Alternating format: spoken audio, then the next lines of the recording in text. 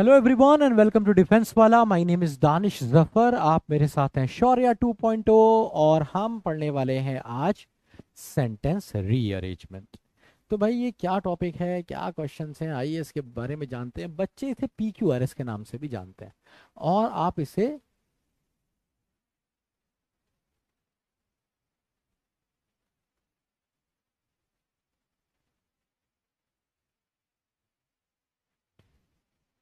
इसे sentence rearrangement भी बोल सकते हैं।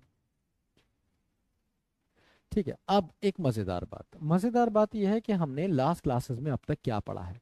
ठीक है, तो आर्टिकल्स की डीपीपी मुझे उम्मीद है कि आपने लगा ली होगी। डीपीपी से भी आप कुछ चीज़ें मेरे साथ सीखेंगे। ठीक है, तो डीपीपी से भी आप कुछ चीज़ें मेरे साथ सीखेंगे और मुझे उम्मीद है कि आपने लगा ली होगी। अगर आपने डीपीपी नहीं लगाई है तो आज आप स्ट्रगल करेंगे।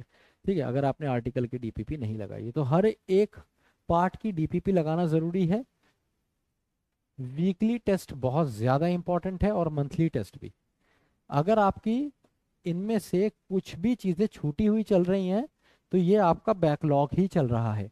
ये मत सोचिए कि नहीं नहीं मेरा बैकलॉग कहाँ है, मैं तो लेक्चर सारे देखे। टेस्ट भी आपके कोर्स का पार्ट है। अगर आपने टेस्ट नहीं लगाए हैं तो भी आपका बैकलॉग है, तो रेगुलरली डीपीपीस, वीकली टेस्ट और मंथली टेस्ट लगाते रहिए। आज हम बात करने वाले हैं PQRS की। तो PQRS में हम कॉन्सेप्ट समझेंगे पहले इसका।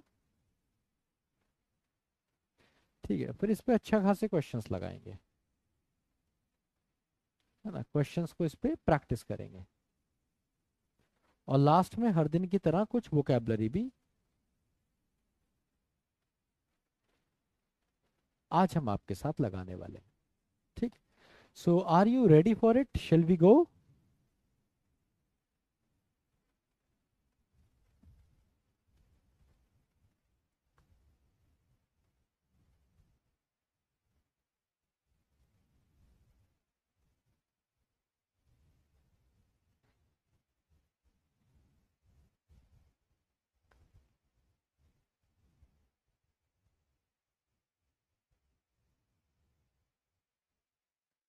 हाँ जी गाइस, तो एक बार जल्दी से बता दीजिए आपको मेरी आवाज़ आ रही है, सब कुछ ठीक है ना, सब बढ़िया चल रहा है। आगे बढ़ सकते हैं, शेल वी मूव फर्दर।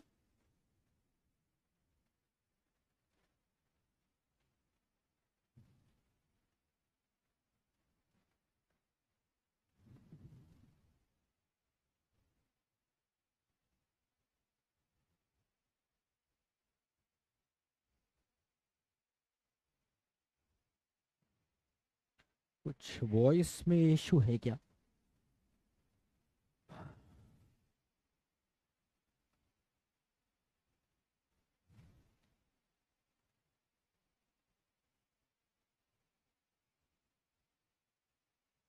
हाँ, लो है ना वॉइस? अच्छा ठीक है, एक बार अभी बताओ, अभी ठीक आ रही है वॉइस? वॉइस में थोड़े से चेंजेस किए हैं, अभी बताइए, अभी वॉइस ठीक आ रही है? तो आपके कमेंट देख के टेक्निकल टीम ने कुछ चेंजेस किए हैं वॉइस में, अगर वॉइस ठीक आ रही है तो बताइए।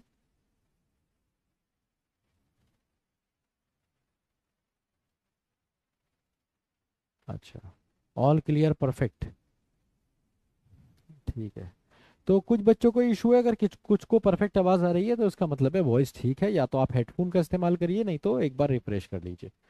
ठीक है, अभी वॉइस एकदम बढ़िया आ रही है। मैं अपने फ़ोन पे भी एक बार सुन लेता हूँ, देखो बिना हेडफोन के कैसी आवाज़ आती है मेरी। लेट मी सी।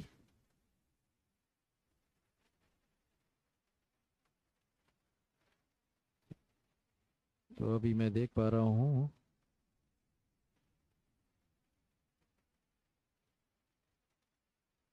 अभी देखते हैं कि मेरी आवाज़ कैसी आ रही है। मैं अपनी आवाज़ अपने आप ही सुन के बताता हूँ कि कैसी आ रही है, क्योंकि आप पे तो भरोसा हो नहीं रहा है मुझे अब।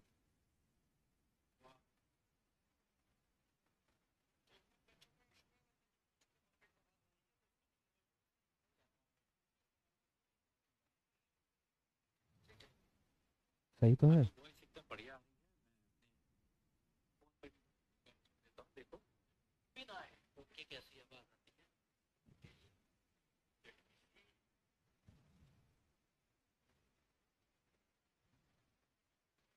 मुझे तो एकदम सही आवाज़ आ रही है, कोई दिक्कत नहीं है वॉइस में। क्या दिक्कत है वॉइस में?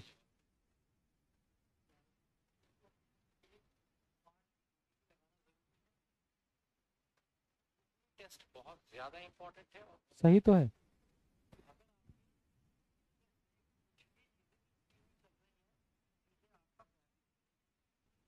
भाई सब कुछ सही है। पढ़ लो यार, अपना टाइम खुद ही खराब करते हो तुम लोग, है ना, फर्जी फर्जी अफवाह फैलाकर। चलो खैर। तो अभी बात करते हैं कि पी क्यू आर एस हम कैसे करते हैं। तो पी क्यू आर एस हम कैसे करते हैं इस पे बात बाद में करेंगे। ठीक है, पहले पहले मैं आपको एक क्वेश्चन कराता हूँ। एक बार ये क्वेश्चन आपके सामने, इसको गौर से देखिए, इसको अटेम्प्ट करिए, ट्राई करिए इसको।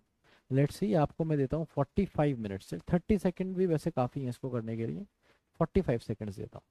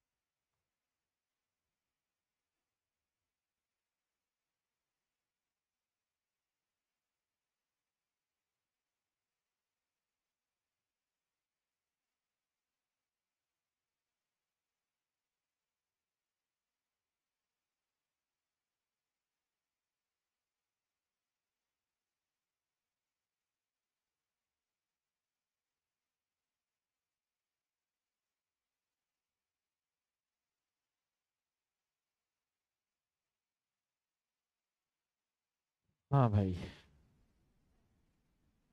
तो इसका आंसर होगा, देखिए इस क्वेश्चंस को कैसे करते हैं ये एक अलग बात है, पर इसका आंसर डी होगा।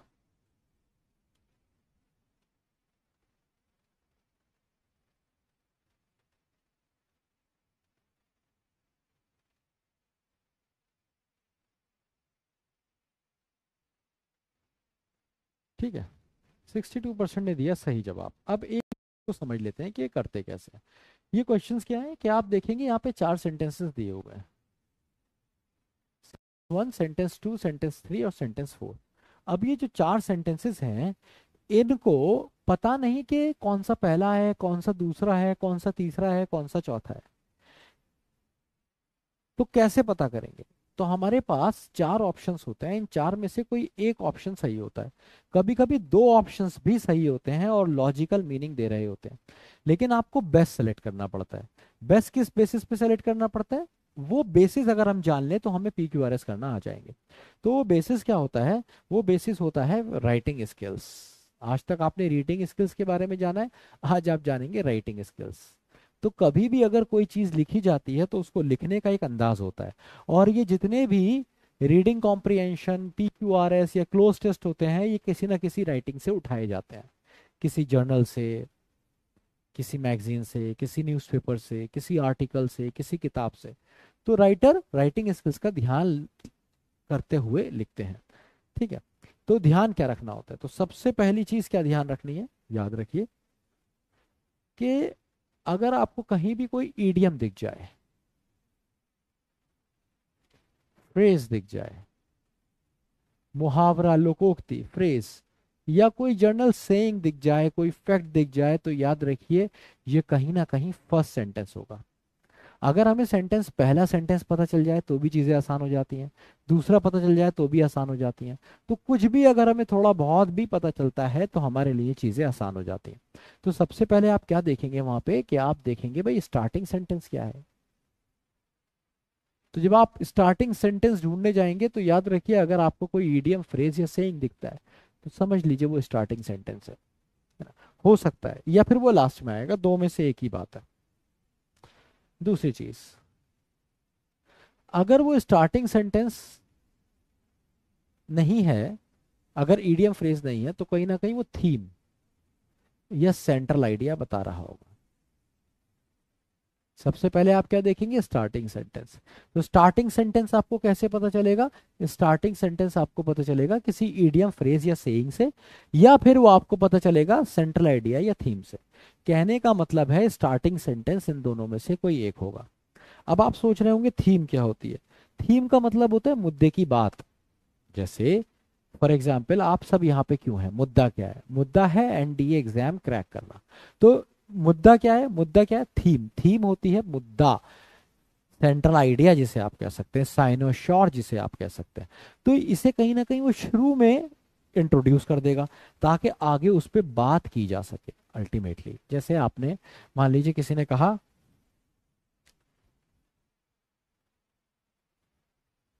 Unadulterated food has become something more expensive than any luxury. अब ये क्या थीम है, मुद्दा है, एक मैटर उसने छेड़ा है जिस पे वो बात करेगा, है ना।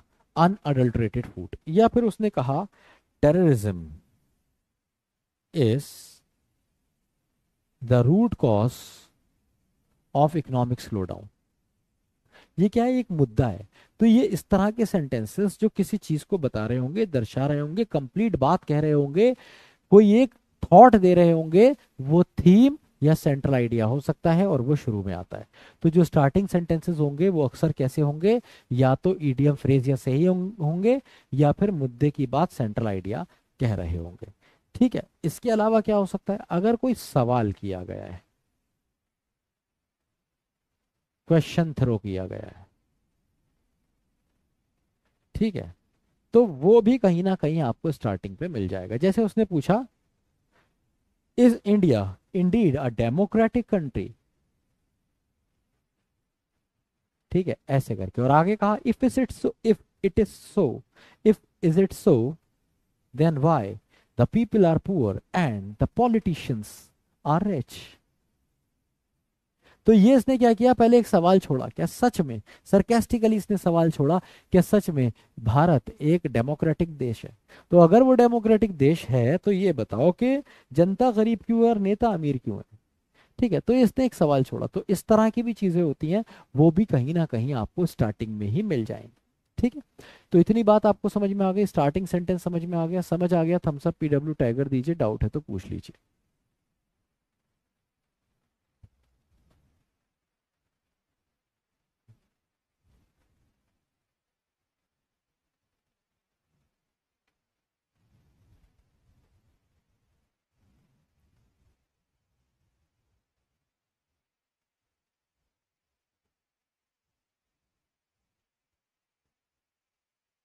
ठीक है, आगे बढ़ते हैं। अब दूसरा पॉइंट, भाई पॉइंट नंबर 2 ये है कि कभी अगर आपको स्टार्टिंग सेंटेंस देखने को नहीं मिला, आपको नहीं मिली थी, आप नहीं जान पाए कि भाई ईडियम फ्रेज है कोई या नहीं है, आपको कोई क्वेश्चन भी नहीं मिल रहा, तो आप क्या करेंगे उस केस में, आप देखेंगे मैंडेटरी पेयर्स। मैंडेटरी पेयर्स का क्या मतलब होता है, भाई ये जो सेंटेंसेस दिए गए होते हैं ये कहीं ना कहीं जोड़े में है। जैसे मैंने कहा हैज ओनली स्प्रेड, तो कौन है हैज, कौन है, आ,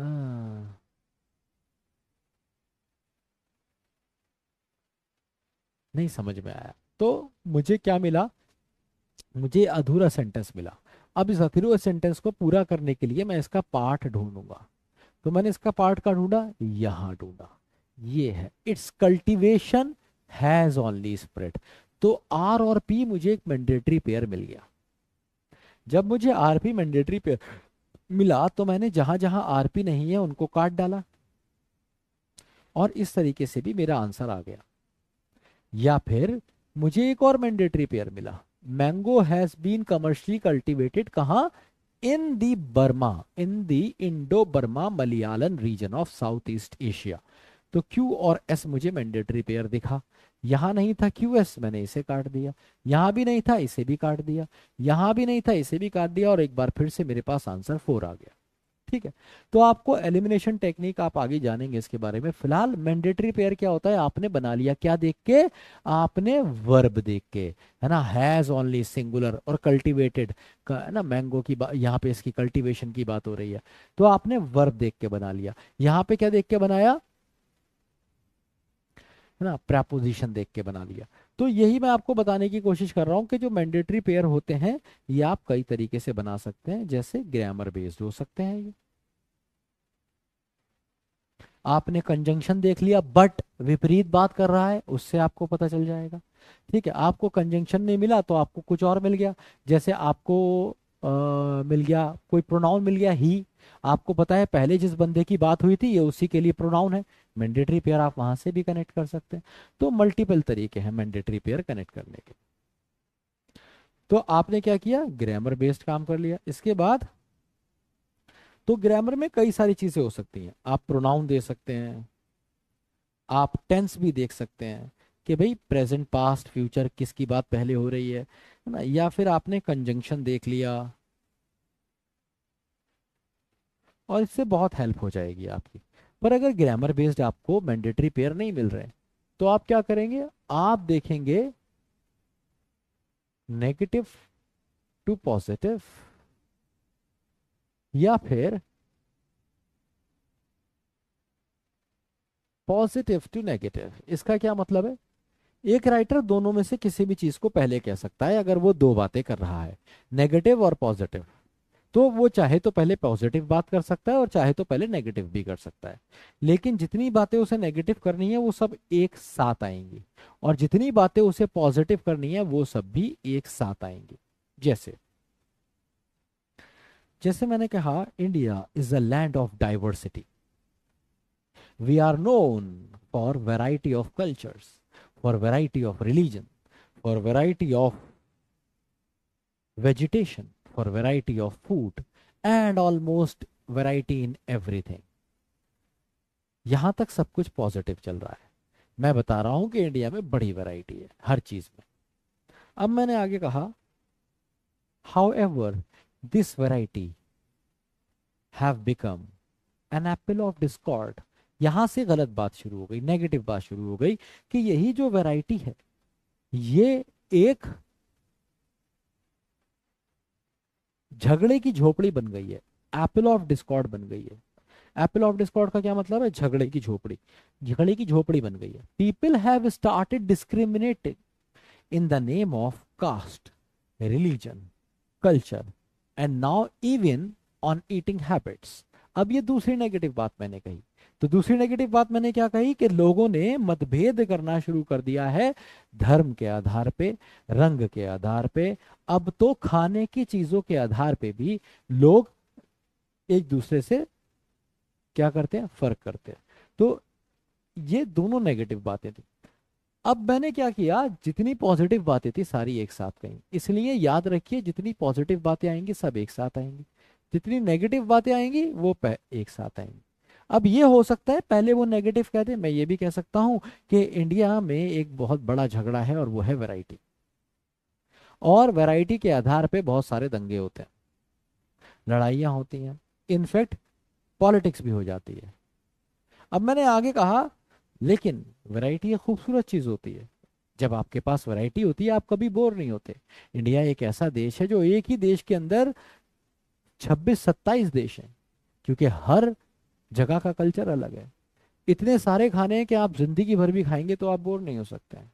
इतने सारे फल हैं, डेजर्ट भी आपको यहाँ देखने को मिलेगा, यहाँ नदियां भी हैं, यहाँ समुद्र भी हैं, और ये पहाड़ों के लिए भी जाना जाता है।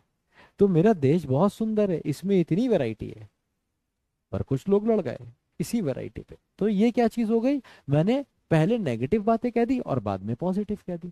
तो ये राइटर के ऊपर होता है, वो कभी नेगेटिव बात बोल देता है और पहले, और कभी वो पॉजिटिव बात बोल सकता है। तो दोनों हो सकती है, पर आपको इसमें क्या सीखना है कि भाई नेगेटिव प्लस नेगेटिव होगा और पॉजिटिव प्लस पॉजिटिव होगा। ठीक है, इतनी बात समझ में आई तो थम्स अप पीडब्ल्यू टाइगर बनाइए, फिर हम आगे बढ़ेंगे। ठीक है, मैंडेटरी पेयर्स लेके।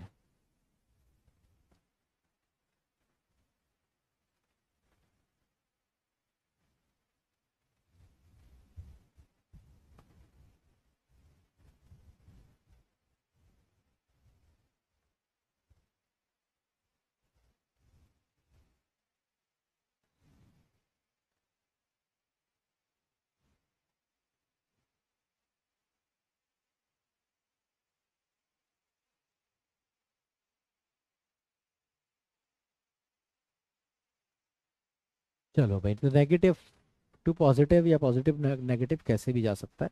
अच्छा, अगली चीज है हमारे पास general to specific,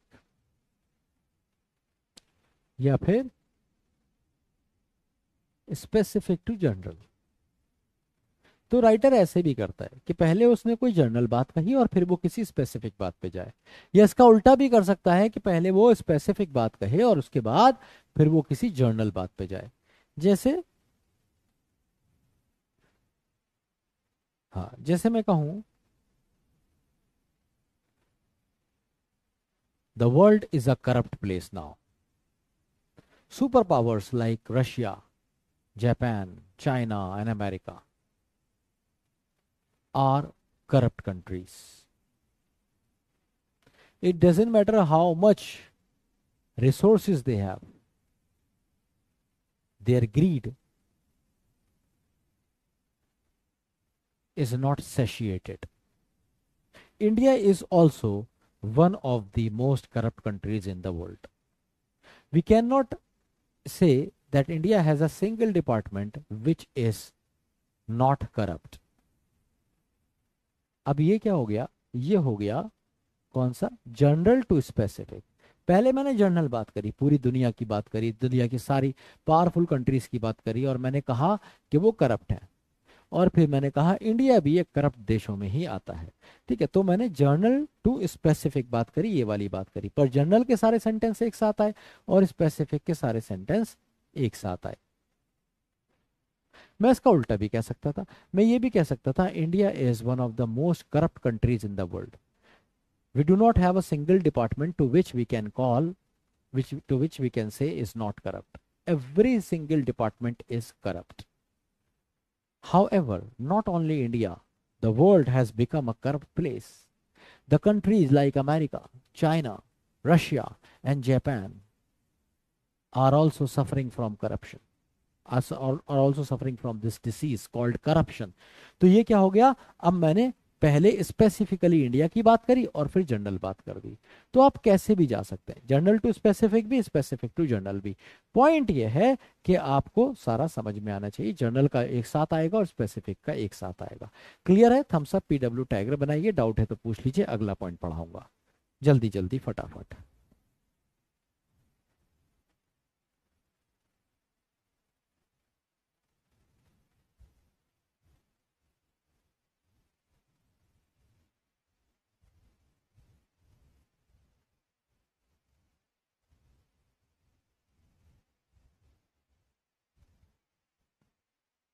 okay,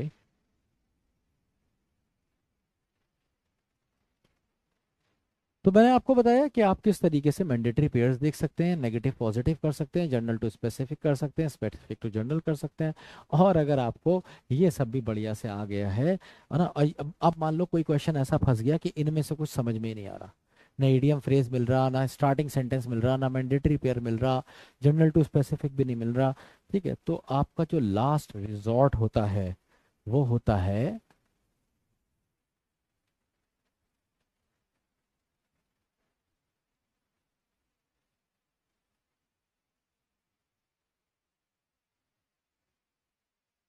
last sentence.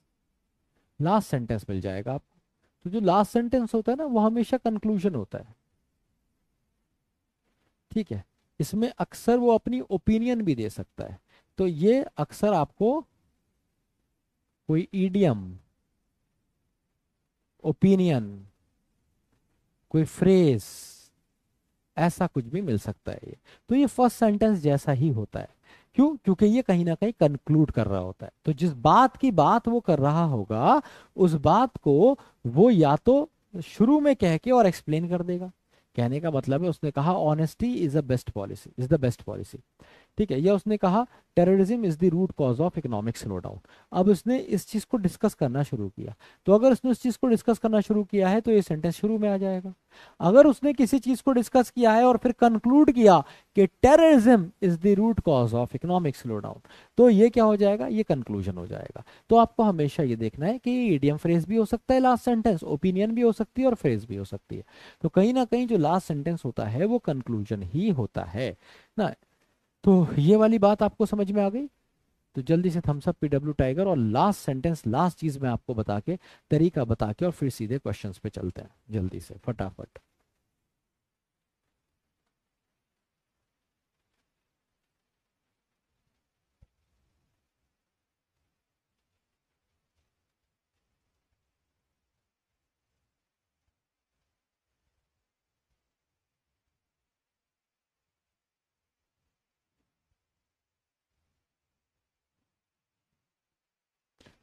ठीक है बच्चा। अच्छा, अब इन क्वेश्चंस को करने का क्या तरीका है, ये बात आप याद रखिए, ये बहुत ही इंपॉर्टेंट बात है आपके लिए कि इन क्वेश्चंस को आप अटेम्प्ट कैसे करेंगे। तो इनको अटेम्प्ट करने के लिए जो एक सबसे ही ज्यादा इंपॉर्टेंट चीज है ना, उसे हम कहते हैं एलिमिनेशन। एलिमिनेशन में आपको क्या करना है ना, आपको ये देखना है कि आंसर कौन सा नहीं है। जैसे अगर मैं ये क्वेश्चन करने जाता तो मैं एलिमिनेट करता हुआ चलता, एलिमिनेट करता हुआ चलता। जैसे ये क्वेश्चन मैं आपको बिना पोल के करके दिखाता हूँ। तो जैसे मैंने शुरू करा, choice of goals that that are not, तो मुझे पता है कि भाई इससे सेंटेंस स्टार्ट नहीं हो सकता, पी सेंटेंस को स्टार्ट नहीं कर सकता किसी भी तरीके से। तो मैंने पहला ऑप्शन एलिमिनेट कर दिया कि ये आंसर नहीं होगा क्योंकि ये स्टार्ट कर रहा है। विजडम इज इक्वली नीडेड, अब ये स्टार्टिंग हो सकती है, लग रहा है कुछ दम इसमें, तो मैं क्यू को रोक के चलूंगा।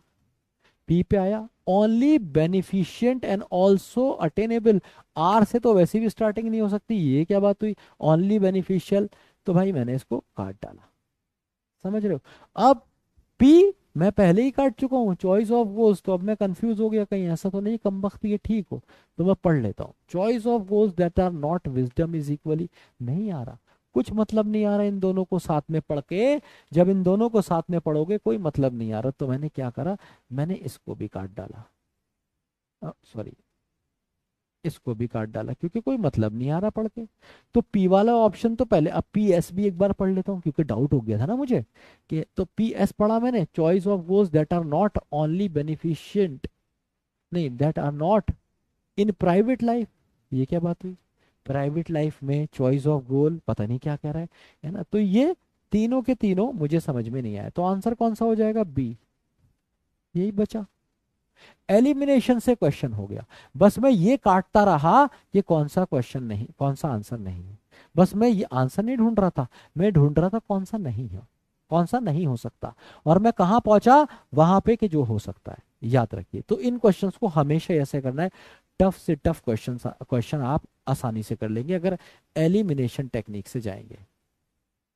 और अगर एलिमिनेशन टेक्निक नहीं सीखी, अपना दिमाग लगाया, आंसर ढूंढते रहे, मतलब मिलाते रहे, तो भाई नहीं कर पाओगे तुम इन क्वेश्चंस को। इसलिए याद रखो एलिमिनेशन टेक्निक। अब जरा एक बार पढ़ के देख लेते हैं इसको पूरा, अभी तो मैंने पूरा पढ़ा भी नहीं है, बिना पढ़े क्वेश्चन धराशायी हो गया। तो पढ़ना जब आपने शुरू करा तो कहता है विजडम इज इक्वली नीडेड, काहे के लिए, क्यू के बाद कह रहा है S, wisdom is equally needed in private life, private life में भी अपनी विजडम की जरूरत है ना। प्राइवेट लाइफ, क्यू एस और फिर उसके बाद P, in private life, in the private life, in the P, in the choice of goals, किसमें, कि आप किस तरह के जो गोल्स चूज कर रहे हैं, दैट आर नॉट, अब आ जाएगा R, that are not only beneficent, जो सिर्फ फायदेमंद ही नहीं है बट ऑल्सो अटेनेबल, कि आप उन्हें अटेन भी कर सकते हैं।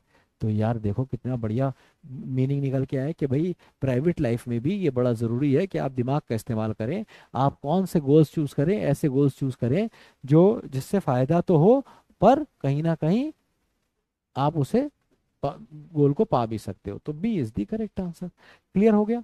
तो यहाँ पे मैंने क्या बताने की कोशिश करी आपको कि आप एलिमिनेशन करके भी आंसर निकाल सकते हैं। जो आंसर आपका निकल के आएगा QSPR, उसको आप एक बार वेरीफाई कर लेंगे, और जब आप इसे वेरीफाई करेंगे मीनिंग बिल्कुल सही आ रहा होगा, आप लगा के सुनिश्चित होकर आगे बढ़ जाएंगे। तो आपको क्या करना है, हर बार एलिमिनेशन, जब सारे एलिमिनेशन हो जाएं तो वेरीफाई, और वेरीफाई हो गया तो क्वेश्चन डन हो गया, बस। तो याद रखिए, अब आपको ये भी पता चल जाएगा कि कौन सा क्वेश्चन डिफिकल्ट है और कौन सा आसान है। अगर आप 2 एलिमिनेशंस कर पा रहे हैं,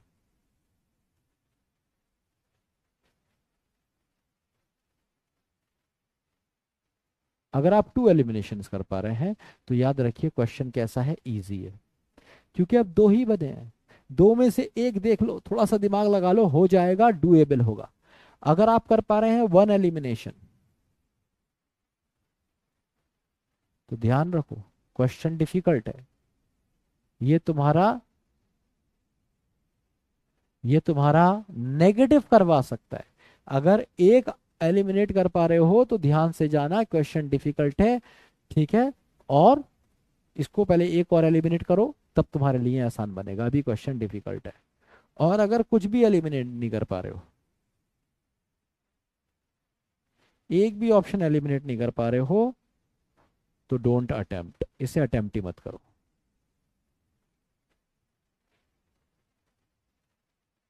ठीक है। क्योंकि तुम्हारा गलत हो जाएगा, फिर ये सिंपल तुक्का है, फिर तो ये सीधा तुक्का है, फिर तो सब तुम्हारी किस्मत है। कुछ अच्छे कर्म करे होंगे तो ठीक हो जाएगा, नहीं तो भैया बर्बाद हो जाएगा, बस सीधी सी बात है। तो दो क्वेश्चन, दो अगर ऑप्शन एलिमिनेट कर पा रहे हो तो ये इजी एलिमिनेशन है, हो जाएंगे। एक चूज करना है, दो में से लगा लोगे। एक करा है तो एक और एलिमिनेट करने की कोशिश करो, अभी क्वेश्चन डिफिकल्ट है। और कुछ भी एलिमिनेट नहीं कर पा रहे हो, फिर तो नहीं होगा, ठीक है। तो सारी टेक्निक समझ में आ गई। अब क्वेश्चंस लगाने के लिए तैयार हो मेरे साथ, are you ready for this? किसी का कोई डाउट है, कोई कंफ्यूजन है, कुछ पूछना है तो पूछ सकता है जल्दी से, नहीं तो एनडी लिख दो, नो डाउट, और हम सीधे क्वेश्चंस करेंगे। एनडी लिख दो, नो डाउट, सीधे क्वेश्चंस करेंगे।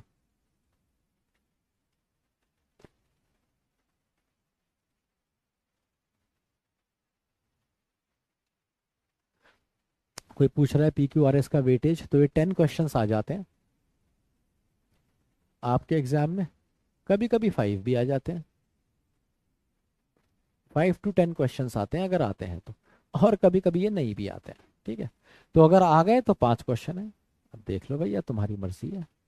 चलो, तो here we go for the next question, all the best.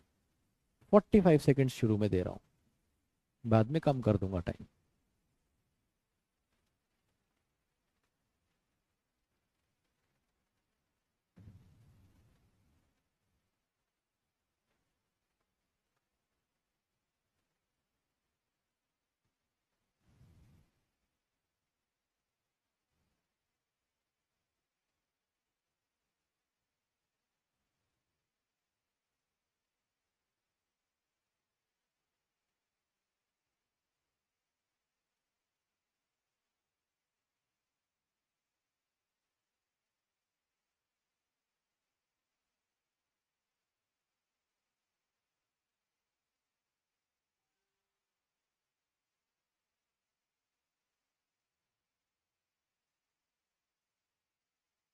मैं देख पा रहा हूँ आपने 2 ऑप्शंस एलिमिनेट कर दिए हैं, और 2 ऑप्शंस में आप गलती कर रहे हैं।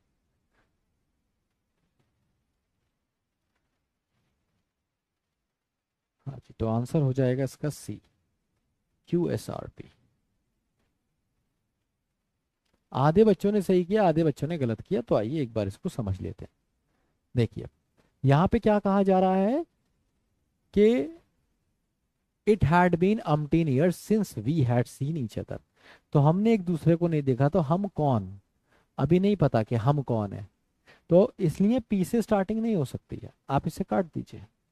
पी के बाद क्यू और लगा के देख लीजिए, अगर कह रहा है वन डार्क, अब देखो ये मुद्दे की बात है, यहां से कुछ पता चल रहा है। One dull dark day in autumn I was travelling on horseback through a dreary, dreary का मतलब क्या होता है? डरावना सा, मॉर्बिड, मनहूस सी stretch of a countryside, अजीब सी खाली सी जगह थी, मनहूस सी। So one dark day in autumn, day की बात है, ये हॉर्स बैक पे था, कहाँ जा रहा था? Dreary stretch of a countryside. अब समझ में आ रहा है कि यहाँ से कहानी शुरू हुई है। ठीक है, तो क्यू से स्टार्टिंग हो सकती है, इन दोनों में से एक आंसर हो सकता है, तो इसलिए मैंने ये दोनों एलिमिनेट कर दिए, क्वेश्चन आसान हो गया। अब इसी के हिसाब से मैं पढ़ लेता हूँ, क्यू एस या क्यू आर होगा। अब अपना दिमाग नहीं लगाना है, अब तो दो ऑप्शन बचे हैं ना, तो अपना दिमाग क्यों लगा रहे हो, ऑप्शन का दिमाग से जाओ। ऑप्शन क्या कहता है? क्यू एस पढ़ो। ऑप्शन कहता है एट नाइट फॉल, जब रात हो गई तब मुझे हाउस ऑफ अशर दिखा। अब तुम्हें क्या लगेगा, हाउस ऑफ अशर? कौन था हाउस ऑफ अशर? ठीक है, तो this was the house of Usher. अब समझ में आया कौन अशर का घर? This was the house of Roderick Usher, ये था वो अशर। ठीक है, who had been my childhood pal, जो मेरे बचपन का दोस्त था, और हम दोनों नहीं मिले थे बचपन से आज तक कभी भी, है ना, अपना बचपन से आज तक नहीं देखा हमने एक दूसरे को। तो R P, it had been 18 years, बहुत साल हो गए। तो आर पी, तो ये बात तय हो गई। अगर आपको ये समझ में नहीं आ रहा कि भैया आर पहले आएगा या एस, इसी में तो कंफ्यूजन है ना, कि आर पहले आएगा या एस, इसी में कंफ्यूजन है ना, छोड़ दो। ठीक है, ये देख लो कि भैया आर और पी तो साथ में आएगा। आर पी कहाँ पे साथ में है? आर पी यहाँ पे साथ में है। ठीक है, इसका मतलब आंसर सी हो गया। दूसरी चीज एक और तरीके से समझ सकते हो, दूसरा तरीका यह है कि भाई पहले उसे घर दिखा, देखा ये है क्या, हाँ ये घर दिखा मुझे अशर का, फिर उसने बताया अशर कौन है। पहले बताया कहीं जा रहा है, कहाँ जा रहा है? अशर के घर जा रहा है, फिर बताया अशर कौन है, ठीक है, बचपन का दोस्त है, और डिटेल दी इसके बारे में। तो आंसर होगा सी। समझ में आया? थम्स अप दो, पीडब्ल्यू दो, टाइगर बनाओ, डाउट है, दुविधा है, शक है, तकलीफ है, दर्द है, खाज है, पूछ लो जल्दी फटाफट।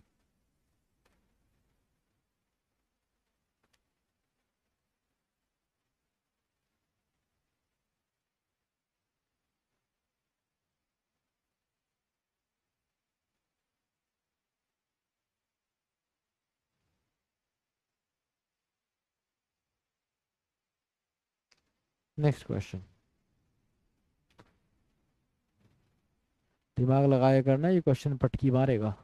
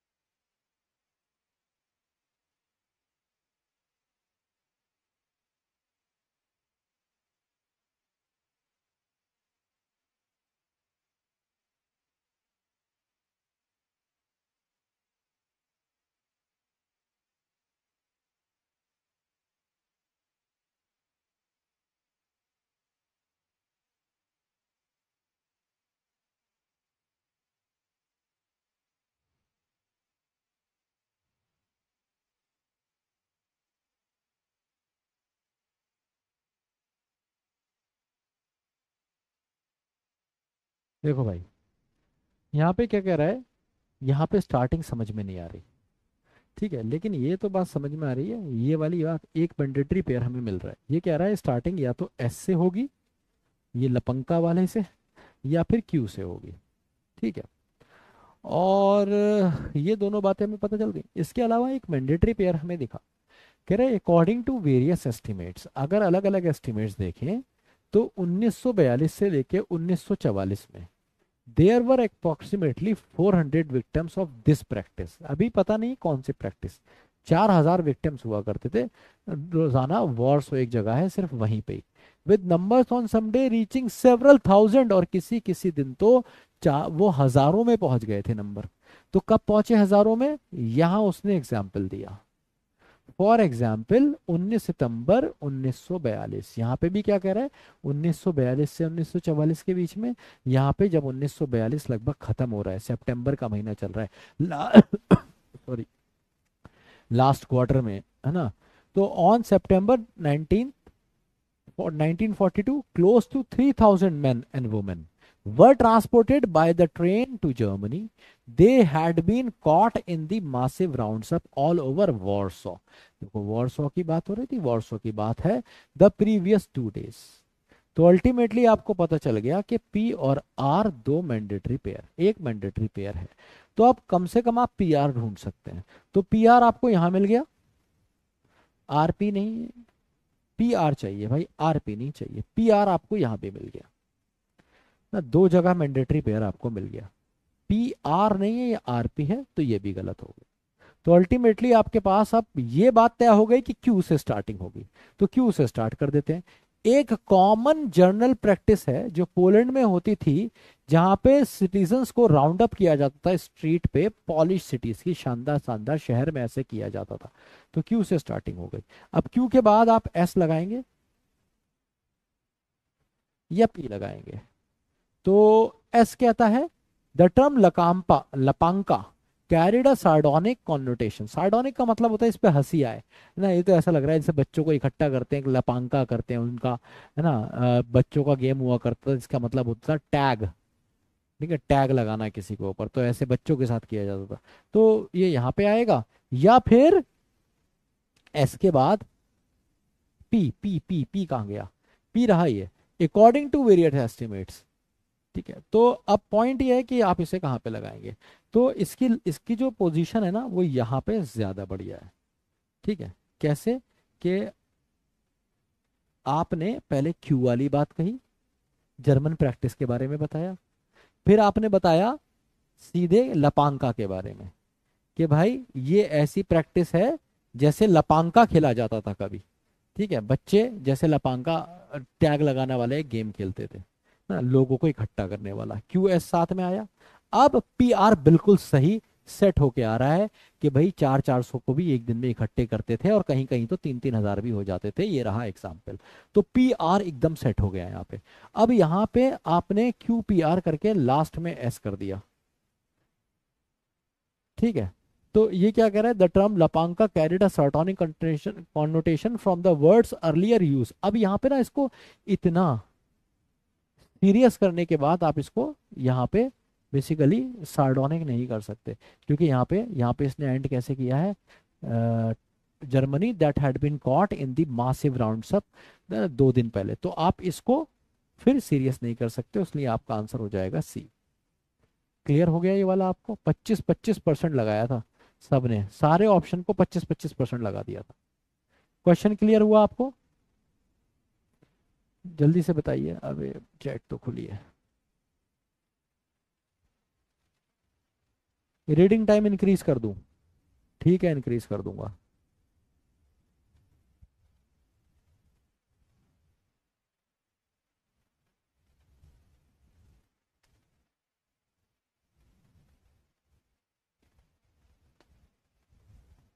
देखो, मैं क्वेश्चन तुम्हें एक्सप्लेन कर रहा हूं, इसलिए मुझे इतना टाइम लग रहा है। क्वेश्चन सॉल्व करने में इतना टाइम नहीं लगेगा। क्वेश्चन सॉल्व, जब मैं इसे सॉल्व करूंगा तो मैं कैसे सॉल्व करूंगा, मुझे मैंडेटरी पेयर दिखेगा, भग से मैंने दो एलिमिनेट किया, इसको देखा, जो सही लगा लगा दिया। ठीक है, मैं ऐसे करूंगा। अभी मुझे तुम्हें एक एक चीज एक्सप्लेन करना पड़ रही है कि कमजोर से कमजोर बच्चे को समझ में आ जाए, इसलिए इतना टाइम लग रहा है। ये 30 सेकंड में क्वेश्चन हो जाता है। 45 second is more than ample, आपको इसी में क्वेश्चन करना पड़ेगा, मैं टाइम इंक्रीज नहीं करूंगा। ठीक है, एक एक लाइन के भी क्वेश्चन नहीं है। एलिमिनेशन करते जाइए, बस क्वेश्चन आपका हो जाएगा, एलिमिनेशन करते जाइए। All the best.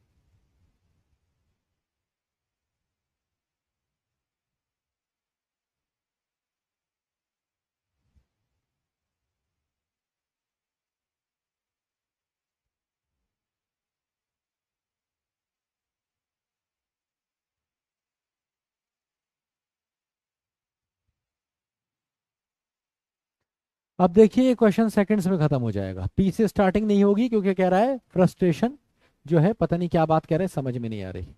इसी तरीके से ये समझ में आ रहा है क्यू और पी एक जैसे हैं, इससे भी स्टार्टिंग नहीं होगी। पता नहीं क्या ना, कुछ भी कह रहा है, हैव नॉट्स कुछ समझ नहीं आ रहा, तो क्यू से भी स्टार्टिंग नहीं होगी। ये लग गई, ये मिल गई मुझे स्टार्टिंग। इट हैज, इट नहीं पता कौन है, प्रोनाउन बाद में आएगा, पहले नाउन आएगा, तो आर से स्टार्टिंग होगी, क्वेश्चन खत्म हो गया, ए इज द करेक्ट आंसर। तो ये क्वेश्चन 10 सेकंड में हो गया। 10 सेकंड में तो मैंने एक्सप्लेन करके कर दिया, 20 सेकंड में मैंने एक्सप्लेन करके कर दिया। तो बस इसमें इतना ही टाइम चाहिए होता है कि 10 to 15 सेकंड, 20 सेकंड, कोई क्वेश्चन अगर 30 सेकंड्स में बनेगा आपसे तो बनेगा, नहीं तो फिर वो नहीं बनेगा, ये भी याद रखिए। तो 45 सेकंड शुरू में मैं आपको अच्छा खासा दे रहा हूँ, और इसके 45 सेकंड्स ना 1 मिनट के बराबर ही है। ये इसकी वॉच थोड़ी स्लो है अगर आप देखेंगे तो। चलिए गो फॉर इट।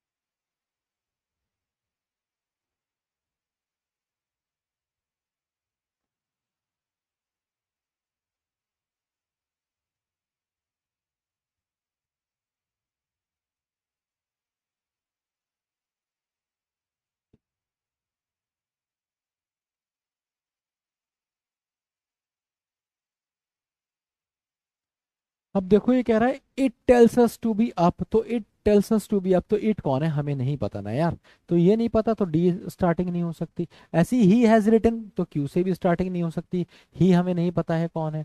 तो बात हो रही है इंसान की, मैन की, तो आर से स्टार्टिंग होगी, क्वेश्चन ऐसे ही खत्म हो गया। ठीक है, सी is the correct answer.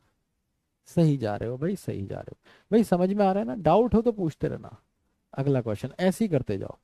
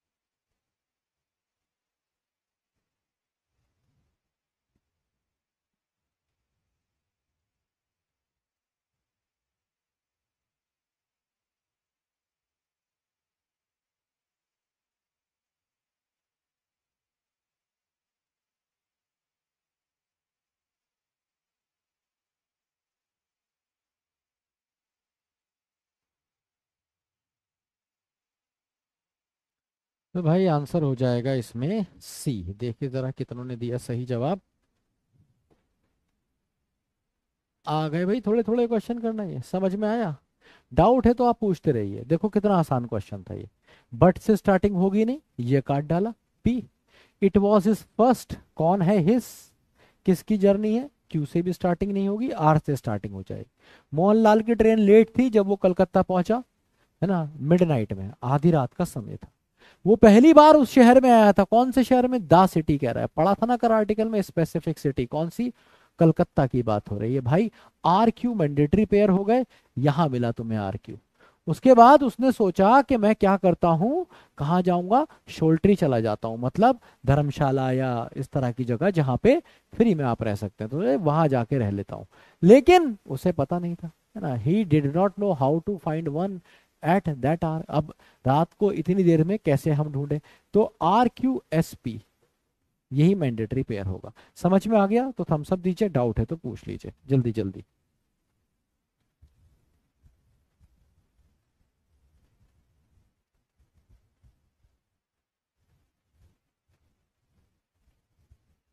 Why not D, भाई वाई नॉट डी इसलिए क्योंकि आर के बाद आप एस नहीं लगा सकते। आदमी कलकत्ता पहुंचा है और कलकत्ता पहुंचते ही वो सोच रहा है जाके वहां रुकूंगा, क्यों ना। अब तो पहले ये बताओ ना यहाँ रुकी क्यों रहा है, पहले तुम बता रहे हो वो शहर में नया है, पहली बार आया है, रात में देर भी हो गई है उसे, और उसे पता नहीं है कहाँ जाना है, इसलिए सोच रहा है वो। तो फिर यहाँ आओगे, फिर उसके बाद वहां जाओगे। This is how it works. Next question, जल्दी जल्दी।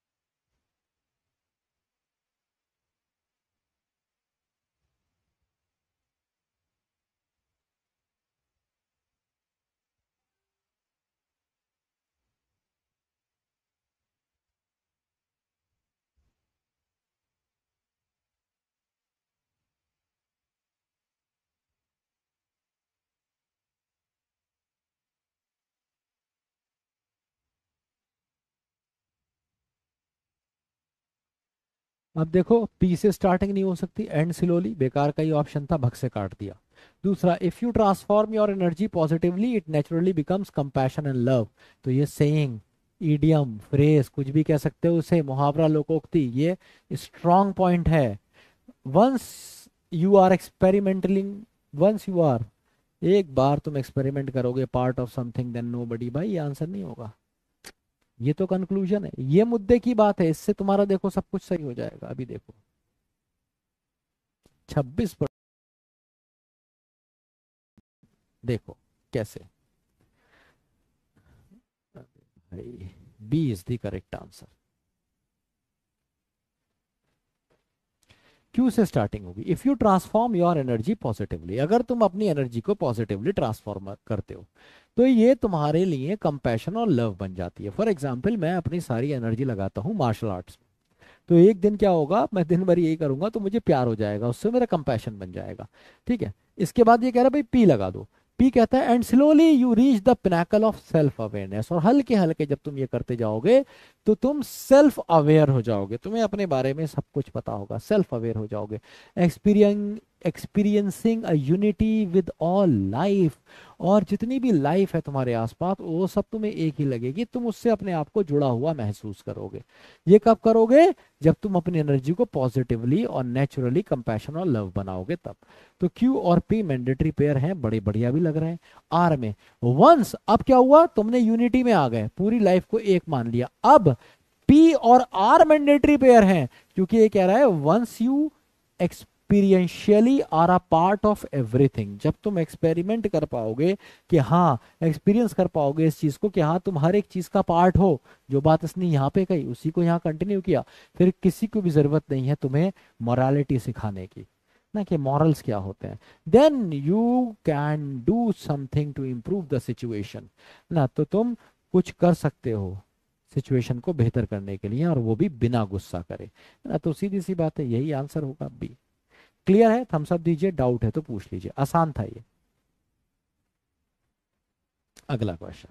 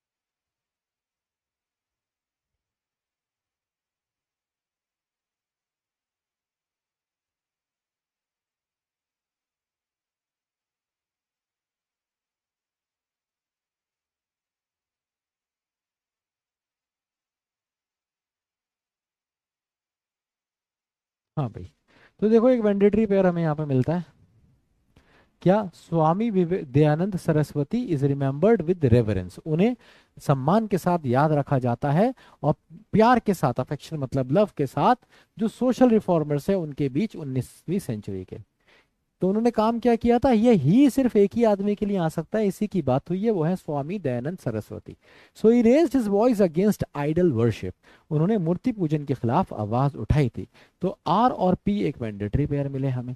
अब हम आर पी मैंडेटरी पेयर देखेंगे तो आर पी यहां नहीं है, यहां भी नहीं है, यहां है सिर्फ। तो एक बार जरा इसको लगा के देखते हैं जा रहा है या नहीं जा रहा है। कह रहा है India is a country which respects spiritualism much more than materialism. मतलब इंडिया एक ऐसी कंट्री है जहाँ पे स्पिरिचुअल, मटेरियलिज्म का मतलब होता है कि भैया खाओ पियो ऐश करो न चुल करो न करवाओ, ये होता है मटेरियलिज्म। स्पिरिचुअलिज्म होता है कि कोई बात नहीं है, दूसरों का दर्द अपना दर्द है, ठीक है, और हमें दूसरे के बारे में भी सोचना चाहिए। स्पिरिचुअलिज्म बेसिकली आपको भगवान, ध्यान, शांति, नेचुरलिज्म इस तरफ लेके जाता है। और यहाँ पे ये जो है ना इस मेटीरियलिज्म, इसका मतलब होता है धन, धन दौलत पैसा ये सब। तो ये कह रहे हैं कि भाई इंडिया एक ऐसी कंट्री है, तो ये भी थीम है, सही बात है, इंडिया एक ऐसी कंट्री है स्पिरिचुअलिज्म में ज्यादा विश्वास किया जाता है। उसके बाद आया क्यू। क्यू कहता है ये वाली बात कि लोग जर्नली ओपन हैं और एक्सेप्ट करते हैं social changes with a positive attitude. ठीक है, तो अब यहां से देखो स्वामी विवेकानंद की बिल्कुल बढ़िया बात हुई। कौन से लोग, इंडिया के लोग जर्नली वेरी ओपन है, काफी ओपन है और सोशल चेंजेस को वो एक्सेप्ट कर लेते हैं एक पॉजिटिव एटीट्यूड के साथ, और इसीलिए स्वामी दयानंद सरस्वती का यहाँ पे नाम आया। तो SQRP बिल्कुल सही है भाई, D is the correct answer. ठीक है, अरे वाह, ज्यादातर बच्चों ने यही आंसर लगाया है। ठीक है, वाई नॉट सी, क्योंकि भाई पी से तुम स्टार्ट नहीं कर सकते ना, ये कौन पागलों वाला सवाल कर रहा है ना। फिर सुनोगे मुझसे गंदी गंदी बात, अबे ही कौन है, ही कौन है, ही पहले कहोगे, स्वामी विवेकानंद बाद में कहोगे। भाई एक आध बादाम खा लिया करो दिन में, कम से कम एक ही बादाम खा लिया करो कहीं से। अगला क्वेश्चन।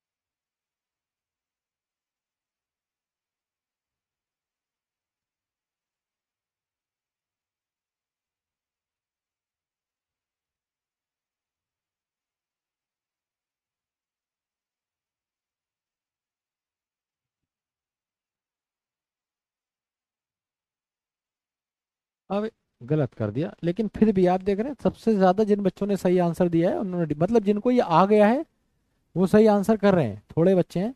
ठीक है, तो ये देखो एक ऐसा चैप्टर है जो एक दिन के में नहीं आता है, ये एक रात की चांदनी वाली चीज नहीं है, इसमें बहुत मेहनत करना पड़ती है, प्रैक्टिस से आता है। जिन बच्चों ने रीडिंग करी होगी उनके लिए ये टॉपिक हलवा होगा, वो बहुत बढ़िया कर जाएंगे इसमें, सारे भी सही कर सकता है कोई बच्चा अगर वो अच्छा रीडर है। अगर आपने रीडिंग नहीं करी है तो आपको मीनिंग ही समझ में नहीं आएगा। अगर आप रीडिंग नहीं करते 4-5 क्वेश्चन बाद आपका दिमाग दर्द कर जाएगा, आपका मन ही नहीं करेगा, आप क्लास छोड़ के भाग जाएंगे। जब भी ये चीजें मैं यूट्यूब पे पढ़ाता हूँ तो वॉचिंग मेरी आधी हो जाती है। अगर 500 बच्चा देख रहा होता है 250 रह जाता है। रीजन क्या होता है, बच्चों को पढ़ना ही नहीं है, करना ही नहीं है, उसकी आदत ही नहीं है।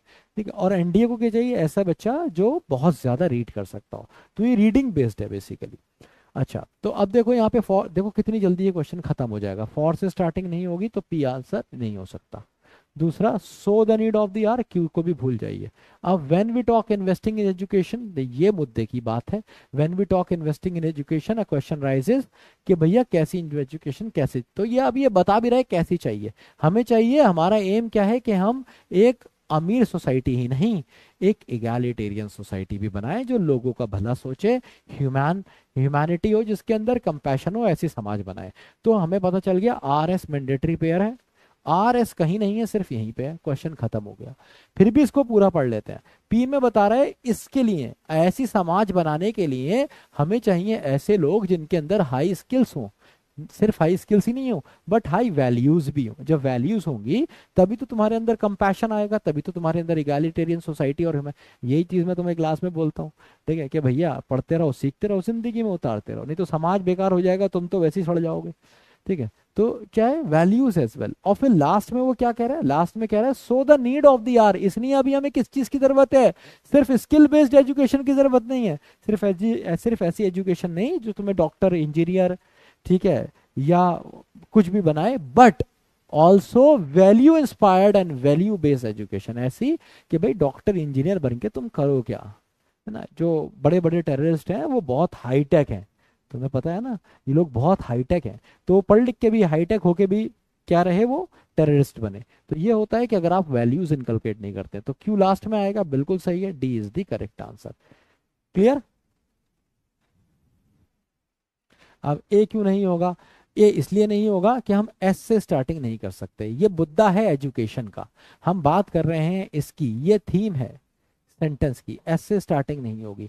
और आर और क्यू कैसे साथ में लगा दोगे तुम, ठीक है, आर और क्यू क्यू साथ में लगा, अगर तुमने कह दिया एस और पी, तुम कह रहे हो अरे is only affluent society but an egalitarian, ठीक है, so the need of the hour is, but also value inspired and value based education, ठीक है।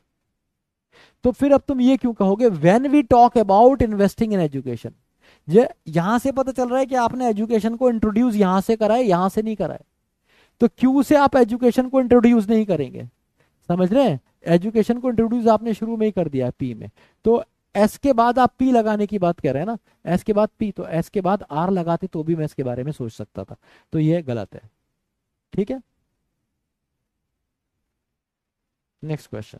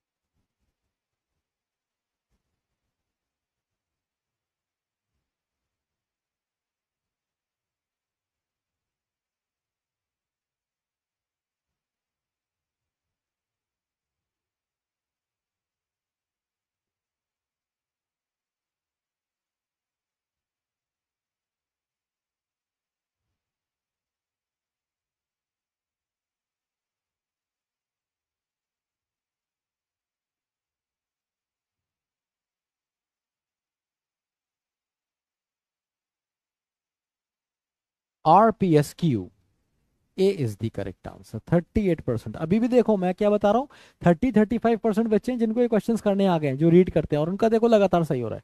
ठीक है, तो यहाँ पे कुछ बच्चे हैं जो लगातार सही कर रहे हैं, ए इज द करेक्ट आंसर। कितना आसान क्वेश्चन था ये। देखो यहाँ से कुछ समझ में नहीं आ रहा कि किस चीज की बात हो रही है, तो स्टार्टिंग नहीं होगी भाई, पी से स्टार्टिंग नहीं हो सकती है। तो दो इजी एलिमिनेशन से, तो दो इजी एलिमिनेशन थे, इसका मतलब क्वेश्चन बहुत आसान था। आपको क्या देखना था कि भाई एक ब्लैंकेट बैन, ब्लैंकेट बैन का मतलब है अगर हम सब तरफ से सीधा बोल दें कि डिफेक्शन नहीं होगा, डिफेक्शन पे बैन लगा दे। डिफेक्शन का मतलब होता है एक पॉलिटिकल पार्टी से दूसरे में जाना, दूसरे से तीसरे में आना, तो इससे क्या होगा, will weaken rather than strengthen, तो कह रहे डेमोक्रेसी से कमजोर हो जाएगी, जिस in whose name it is being sought to be imposed, है ना, और इसी के नाम पे इसे इम्पोज किया जा रहा है, डेमोक्रेसी के नाम पे इम्पोज किया जा रहा है, वही कमजोर हो जाएगी। आर थीम भी बता रहा है। अब आर के बाद पी क्यों आया, क्योंकि ये जो ग्रांटेड ऑल्सो है ये बाद में आएगा ना, पहले ग्रांटेड पॉलिटिकल, अगर आपको पॉलिटिकल डिफेक्शन दे दिया जाए तो इंक्रीजिंगली लेस एन एक्ट, तो ये कह रहे हैं ये क्या हो जाएगा, आइडियोलॉजिकल डिफेंस है, डिफेंस है, then one of pure opportunism. तो लोग ऐसे नहीं है, जैसे मैं कहूं कि भाई मैं कांग्रेस छोड़ के बीजेपी में इसलिए आया क्योंकि मुझे कांग्रेस की आइडियोलॉजी इतनी अच्छी नहीं लगी, मुझे बीजेपी की आइडियोलॉजी इतनी अच्छी लगी कि मैं कांग्रेस छोड़ के बीजेपी में आया। ये बात अगर कोई कहता है तो वो कह रहा है कि ये आइडियोलॉजी की बात नहीं है, ये प्योर अपॉर्चुनिज्म की बात है। मुझे लगा मेरा पॉलिटिकल करियर कांग्रेस में अच्छा हो सकता है, तो मैंने बीजेपी छोड़ के कांग्रेस ज्वाइन कर ली। अब अगर मुझे लगेगा कभी कि मेरा पॉलिटिकल करियर अब बीजेपी के साथ है, तो मैं बीजेपी ज्वाइन कर लूंगा। तो जहां मुझे लगेगा कि मेरा पॉलिटिकल करियर बढ़िया है, जहां पे अपॉर्चुनिटी है, मैं वैसे ही करूंगा। ये वाली बात कर रहे हैं। और फिर उसके बाद ग्रांटेड ऑल्सो इसने एस वाली बात करी, that it is illogical to allow a third of the party to split but not in lesser number. ठीक है, और फाइनली इसने ये कंक्लूड किया। क्यों तो सभी में लास्ट सेंटेंस है, तो इसमें तो डाउट हमें करना ही नहीं था। तो आंसर हो जाएगा ए। क्लियर है, तो सी नहीं हो सकता था। Next question.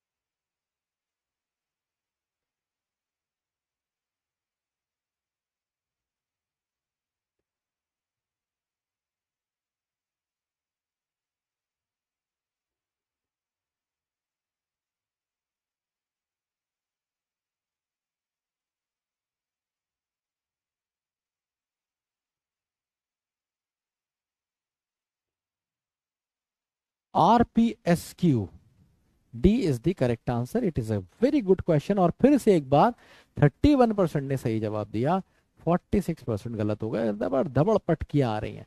इसीलिए कह रहा था पहले दिन से तुमसे चिल्ला चिल्ला के रीड कर लो। रीडिंग नहीं करी और कामयाबी आज तुम्हारे चूम रही है। उछल उछल के क्या, जल्दी से कमेंट बॉक्स में लिख दो और मैं क्वेश्चन समझाता हूँ। देखो भाई, हाँ देखो, एस से तो स्टार्टिंग नहीं होगी, ये साफ दिख रहा था कि आर से स्टार्टिंग हो रही है। We need to recognise a reaction, हमें अपने रिएक्शन को समझना पड़ेगा दूसरे के लिए।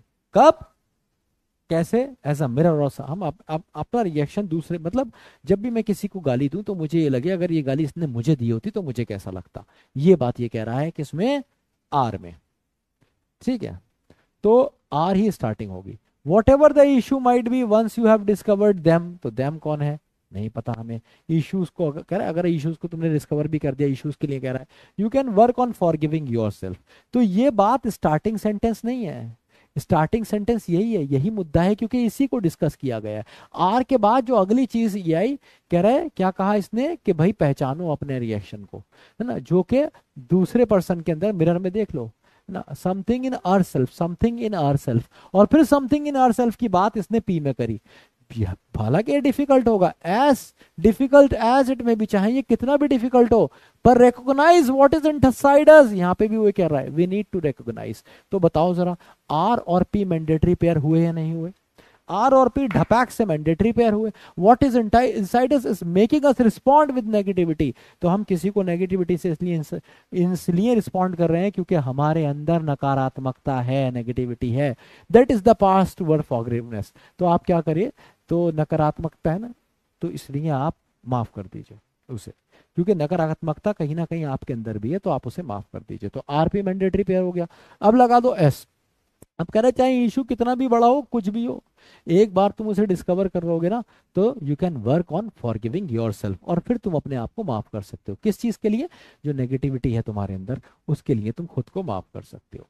और फिर फाइनली क्या होगा, अगर तुमने खुद को माफ कर पाए तो क्या होगा, this will automatically change your relationship with the other person and you will feel much better. इससे तुम्हारी क्या होगा, रिलेशनशिप दूसरे के साथ अच्छी हो जाएगी और तुम बहुत अच्छा फील करोगे। R P S Q, D is the correct answer. Simple है, बढ़िया है, गलत करने वाली बात ही नहीं थी।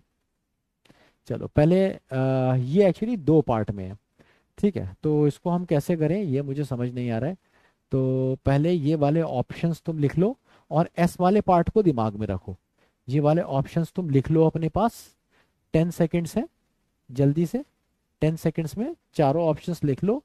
और ये वाला पार्ट दिमाग में रखो पढ़ के, फिर मैं आपको क्वेश्चन दे दूंगा।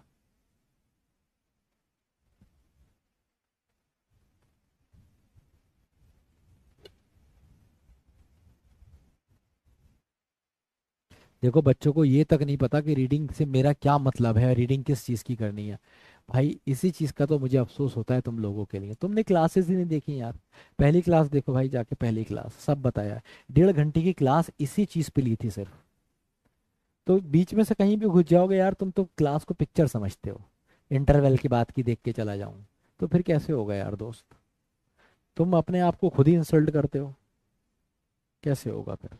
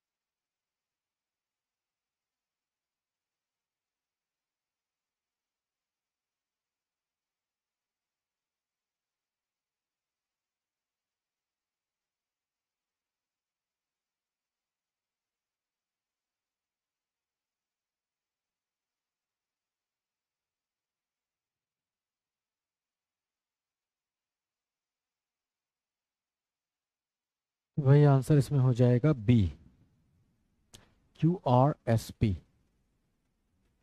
ठीक है, एक बार समझा देता हूँ।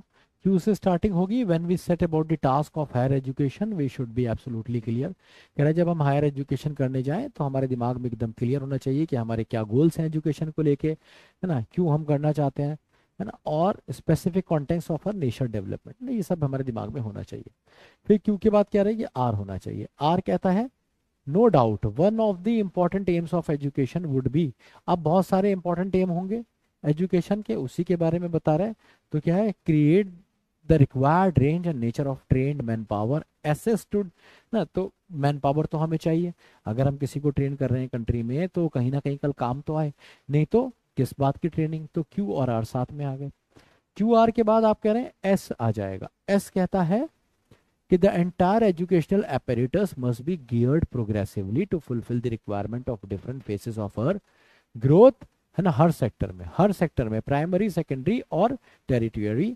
और लास्ट में इसी चीज को उसने कहा the aim must be to ensure that our country does not experience either paucity. तो इसने कहा कि हर जगह पे करो जाके, एस में क्या कह रहा है, हर जगह, प्राइमरी सेकेंडरी और टेरिटरी में भी, हर जगह पे तुम जाके करोगे। तो ये क्या हो जाएगा कि ना ही कमी हो हमारे पास ना ही सरप्लस में लोग हो। तो ये कहीं ना कहीं कंक्लूजन हो गया और ये लास्ट में आएगा। तो ये लास्ट सेंटेंस हो गया। क्वेश्चन आसान था, आंसर इज बी। और किसी से स्टार्टिंग आप कर नहीं सकते थे। ठीक है, देखो इस क्वेश्चन को एक और तरीके से कर सकते थे, ऐसे तो स्टार्टिंग होगी नहीं, the entire education must be geared progressively to fulfil the requirements of different phases of. तो ये मुद्दा नहीं है। ठीक है, मुद्दा ये नहीं है। मुद्दा क्या है इसमें, मुद्दा ये है कि जब हम हायर एजुकेशन करने जाते हैं, यहाँ से इसने बात करी, जर्नल बात करी, ठीक है। तो हमें देखना चाहिए कि हम क्या करना चाह रहे हैं। क्यों देखना चाहिए? क्योंकि ये बड़ा इंपॉर्टेंट है कि हम कुछ भी करके आते हैं तो एक मैन पावर बनते हैं देश के लिए या नहीं बनते हैं। ठीक है, चलिए नेक्स्ट क्वेश्चन।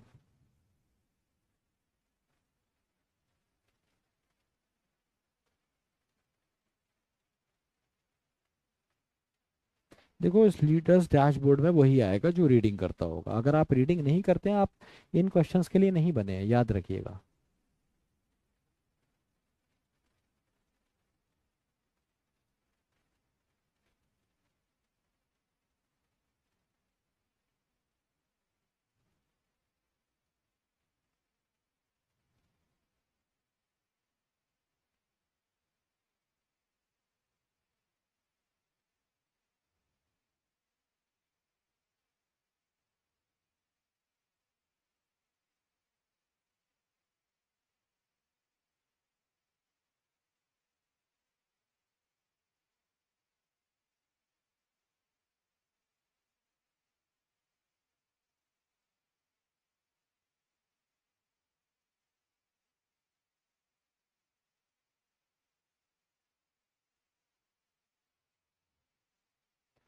देखिए कैसे करेंगे इस क्वेश्चन को। आर से स्टार्टिंग नहीं होगी, है ना, ये तो आपको दिख रहा है, एंड आ गया।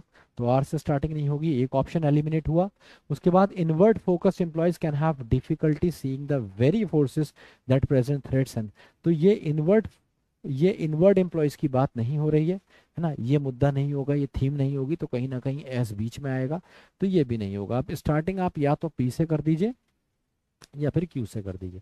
क्यू कहता है ब्यूरोक्रेटिक कल्चर्स कैन स्मूथर दोष। ब्यूरोक्रेटिक कल्चर का मतलब है कि जहाँ पे जो ब्यूरोक्रेट है, ऊपर जो बैठा है मैनेजर, उसी की चलेगी, है ना। Can smother those who want to respond to shifting condition, जो शिफ्टिंग कंडीशन को रिस्पॉन्ड करना चाहते हैं, ये वाली बात हुई। अब यहाँ पे कह रहा है arrogant manager can over evaluate their current performance and comparative position, listen poorly and learn slowly. तो ये दोनों अलग अलग बातें हैं। अगर मैं क्यू के साथ जाऊं तो क्यू मुझे देता है S.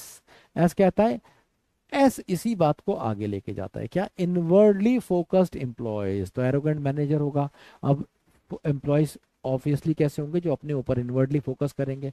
Can have difficulty seeing very forces, तो वो क्या हो जाएंगे, परेशान हो जाएंगे, उनको लगेगा कहीं मेरी जॉब तो नहीं जा रही है, या कहीं ऐसा तो नहीं है कि मुझे और अपॉर्चुनिटी नहीं मिले, या अपॉर्चुनिटी मिलेगी अगर मैं बढ़िया काम करूंगा। तो क्यू एस साथ में आया। फिर आ गया भाई P, and the lack of leadership leaves no force inside these organisation. तो अब लीडरशिप बढ़िया है नहीं, क्यों, क्योंकि एरोगेंट मैनेजर है। तो क्या होगा, no force in organisation to break out. अब क्या है, इस चीज को ये जो बेचारा इनवर्ड एम्प्लॉय फील कर रहा है कि पता नहीं मुझे कब निकाल दें, पता नहीं कितना प्रमोशन होगा, चलो मैं अपॉर्चुनिटी निभा ले लेता हूँ। तो ये सारी चीजें जो होंगी ना, ये इसने पी में और बढ़िया से बता दी कि ये ठीक नहीं होंगी। तो ब्यूरोक्रेटिक कल्चर जो है वो स्मूथर उनके लिए चलते हैं जो रिस्पॉन्ड करते हैं शिफ्टिंग कंडीशन में, है ना, जो शिफ्ट करते हैं कभी यहाँ कभी वहाँ। सबके लिए जहाँ लंबा काम करना होगा वहाँ नहीं चलेंगे। तो ये हो जाएगा Q S P R.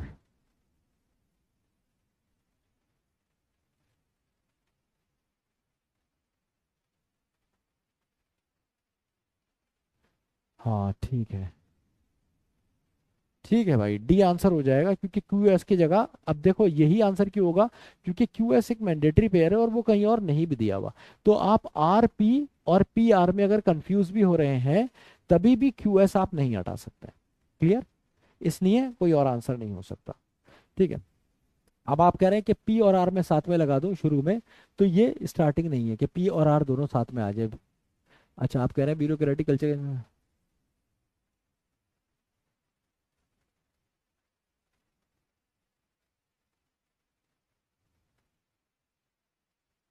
P R बाद में आएगा, पहले क्यू एस आएगा, एरोगेंट मैनेजर वाला। ठीक है, D is the correct answer.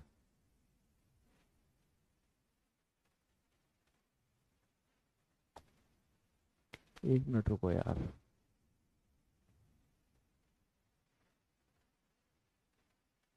इसमें मुझे भी डाउट है, हो सकता है मेरा गलत हो गया हो।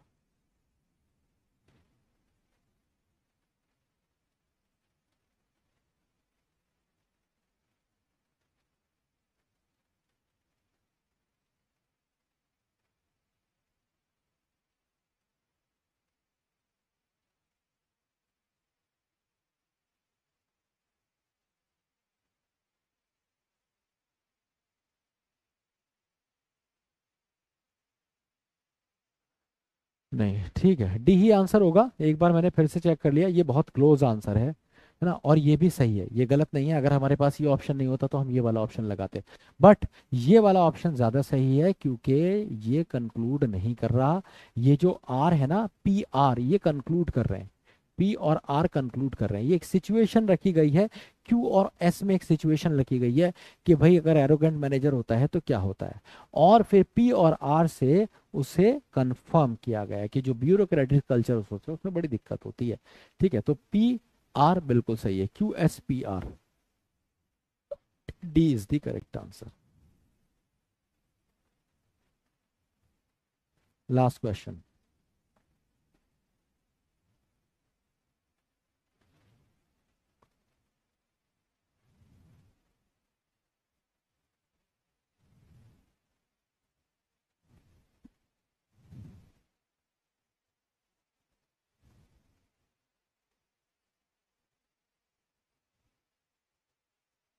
लास्ट क्वेश्चन है, इसके बाद आपकी रैंक्स देखते हैं।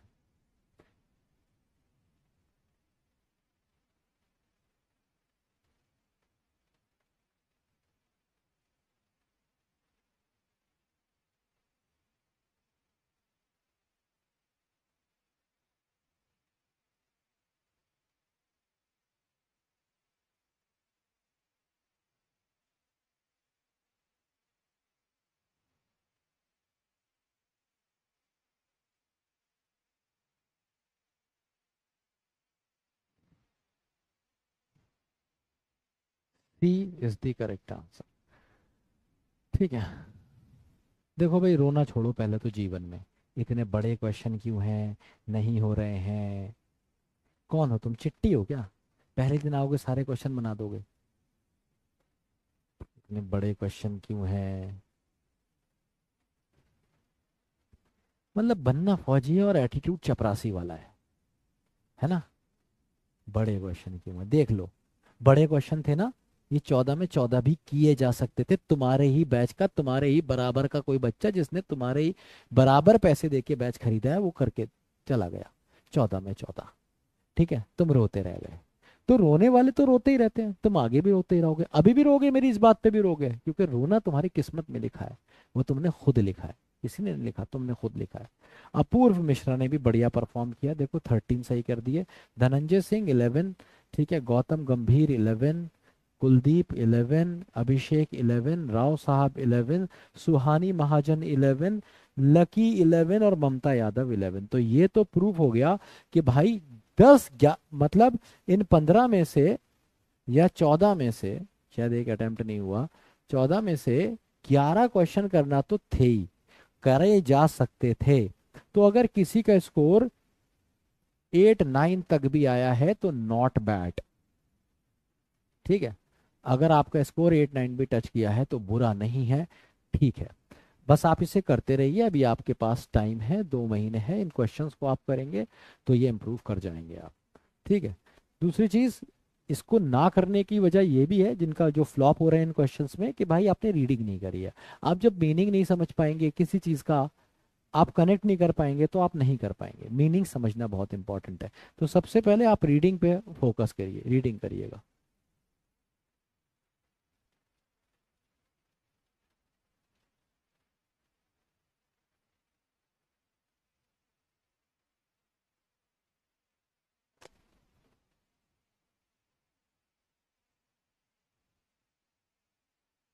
30 सेकेंड पोल। हाँ, 8 क्वेश्चन तक भी ठीक है, 8 से अगर कम सही है तो यार फिर तो बहुत हालत ज्यादा, बहुत ज्यादा खराब है हालत, तुमने कभी रीडिंग पे ध्यान नहीं दिया है।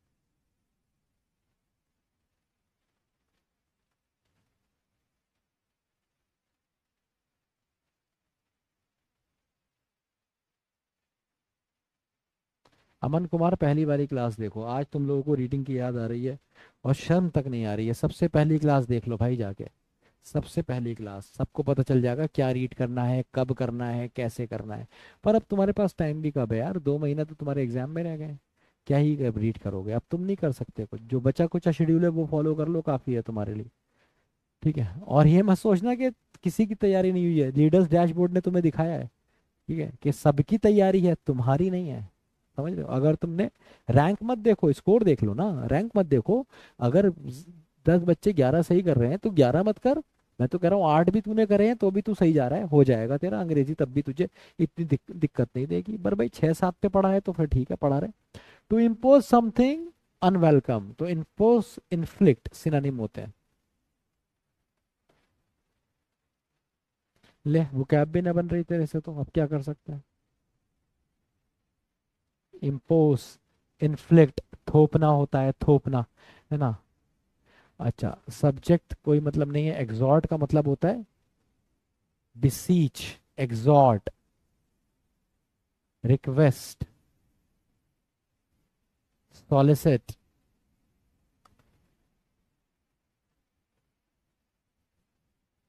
अर्ज,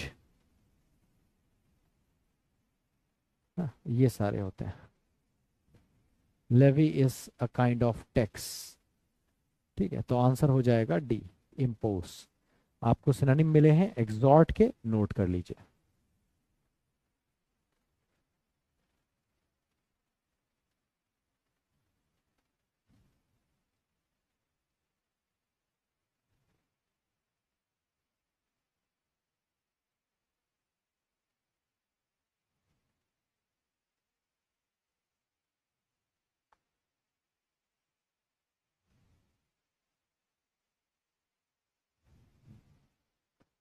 to have as belonging to one, own कह रहा है किसी चीज को ओन करना, तो ये तो बड़ा आसान है, इतना लंबा तो पोल की भी जरूरत नहीं है ऐसे। B is the correct answer, possess, है ना। डोमिनेट का मतलब क्या होता है? रूल। और अबेंडन का मतलब होता है give up.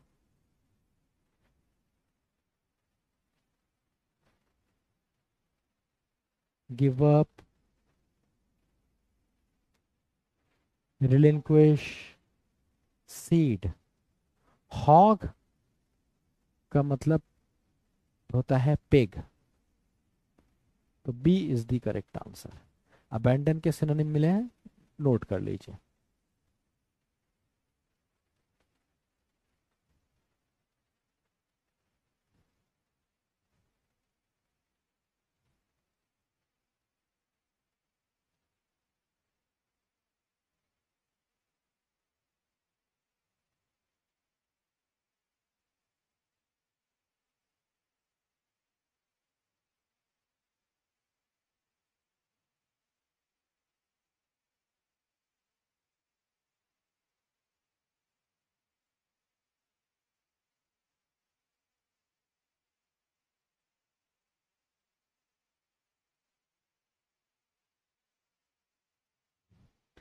The act of making amends for wrongdoing, reparation.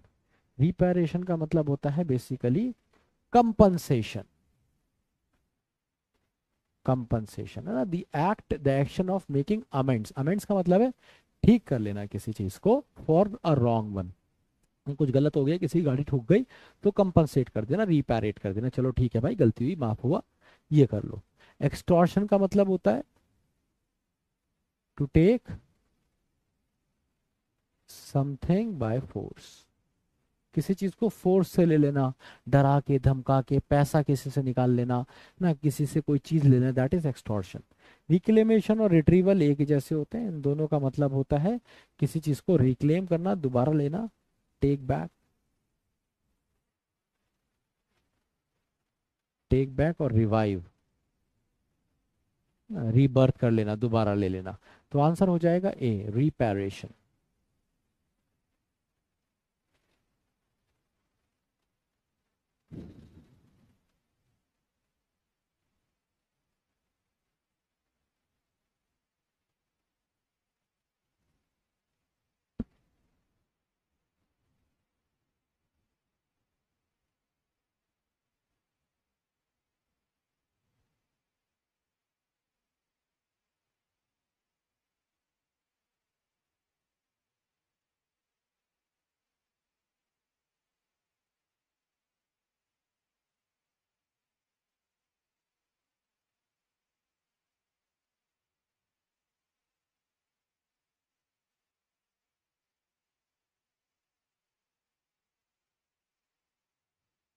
तो भाई स्टंड, कंफ्यूजन, बिविल्डरमेंट के लिए होता है dazed, I was dazed. Dazed का मतलब होता है स्टंड, एस्टोनिश्ड ना, स्टंट, स्टम्प्ड भी बोलते हैं। तो स्टम्प्ड, एस्टोनिश्ड, स्टंट, डेज्ड, हैरान हो जाना, भौचक्का हो जाना ना, बीविल्डर्ड। ठीक है, मेज क्या होती है? मेज इज लिबरनेथ। लिबरनेथ में जानते हो, जिसे कहते हैं भूल भुलैया, वो मेज होता है। ठीक है, और स्नाल का क्या मतलब होता है? ग्राउल करना, किसी पे गुर्राना ना, जैसे बंदर भपकी मारता है या कुत्ता किसी पे गुर्राता है, दैट इज ग्राउल या फिर स्नाल। पैराडॉक्स क्या होता है? Self contradictory.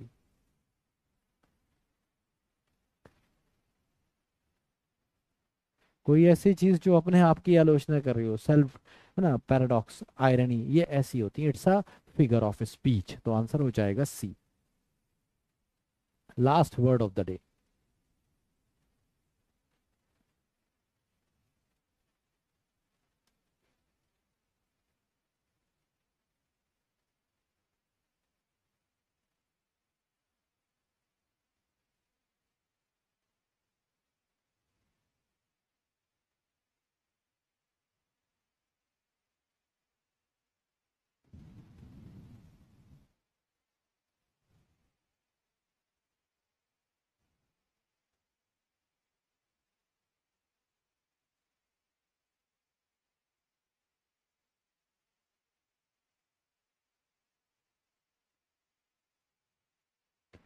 हाँ भाई, टू डिले और प्रिवेंट समथिंग बाय ऑब्स्ट्रक्टिंग, तो उसके लिए वर्ड आता है इम्पीड। इम्पीड, हिंडर या ऑब्स्टिकल।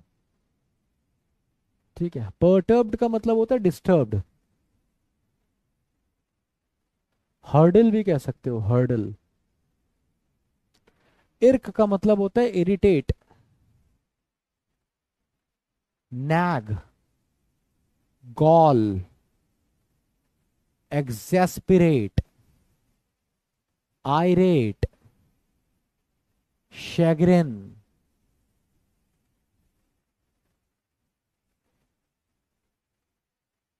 नेटल, वैक्स, एनॉय, ये सारे के सारे क्या होते हैं? किसी को इरिटेट करना। कुछ और भी वर्ड आते हैं इसके लिए, ग्रेट, गोट, हाँ जी, किसी को फ्रस्ट्रेट या परेशान करने के लिए ये सारे वर्ड आते हैं। ठीक है, अब आता है वर्ड आपका फेस। फेस का मतलब होता है नर्वस या वरिड, किसी को परेशान कर देना, नर्वस कर देना, इस वरिड कर देना। तो B is the correct answer. बहुत सारे सिनोनिम मिले हैं, नोट कर लीजिए। ठीक है, तो पी क्यू आर एस आज आपने पढ़े, आपको इनको प्रैक्टिस करना है बढ़िया से। डीपीपी लगानी है, वीकली टेस्ट लगाने हैं, मंथली टेस्ट लगाने हैं। अभ्यास बैच में मैंने कराए हैं, वहां से भी क्वेश्चंस लगा सकते हैं। ठीक है, होमवर्क आपका यही रहेगा कि डीपीपी का एक एक क्वेश्चन लगाना है, हर हाल में लगाना है। अगर पीक्यूआरएस की डीपीपी नहीं लगाई तो जीवन में कभी पीक्यूआरएस नहीं कर पाओगे, याद रखना। ठीक है, फटाफट डीपीपी कर लेते हैं आर्टिकल वाली।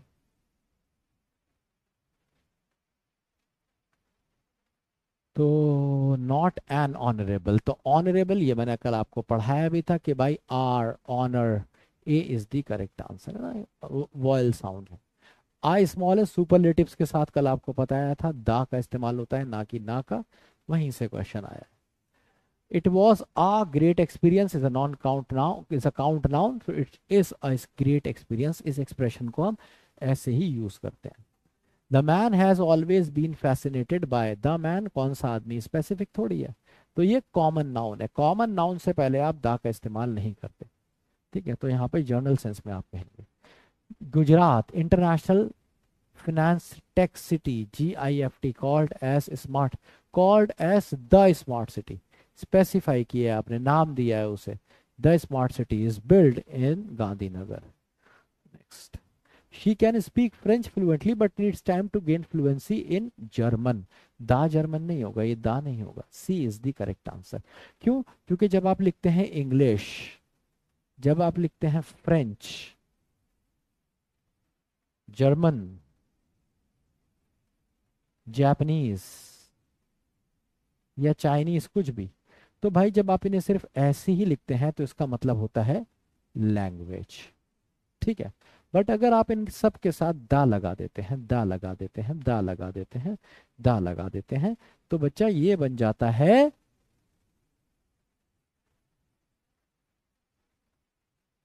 Nationality.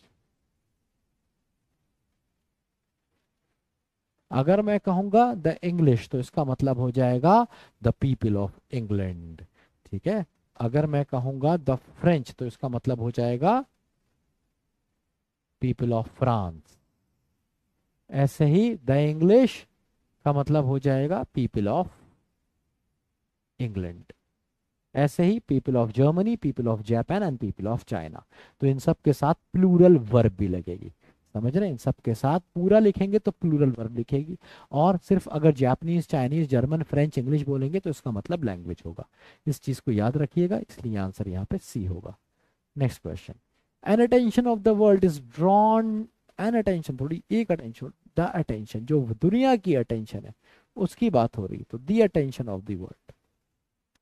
John is the more, तो कंपैरेटिव डिग्री के साथ ऐसे नहीं लगाते हैं कहीं भी, तो द, अगर ये सुपरलेटिव होता तो आप लगा देते। और any of his classmates, comparison हो रहा है, देन लगा है, कंपैरिजन हो रहा है तो मोर कट जाएगा।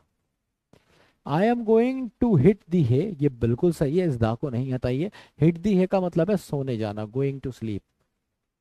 ये ईडियम है, ऐसे यूज होता है। ये वही वाला है जो कल आप मुझसे कह रहे थे एक बात बताना, ये क्या बात हुई, ये क्या बात हुई, तो भाई ये यही बात हुई। अंग्रेजी ऐसी ही है ना, ये क्या बात हुई, तो आपको ये लर्न करना पड़ेंगे ना, भाषा को लर्न करना पड़ता है। John a professor and a scientist, तो अ प्रोफेसर तो एक, तो आ साइंटिस्ट कहने की जरूरत नहीं है। John a professor and scientist, वो प्रोफेसर है, साइंटिस्ट भी वही है, तो B is the correct answer, B. We set on the beach and watch the sunset नहीं बोलते हैं, वॉच्ड सनसेट, सूरज डूबते हुए देखा। कोई स्पेसिफिक सनसेट नहीं होता, सनसेट मतलब कोई खास सूरज नहीं देखा है डूबते हुए, जो सूरज डूबता है उसी को डूबते हुए देखा है।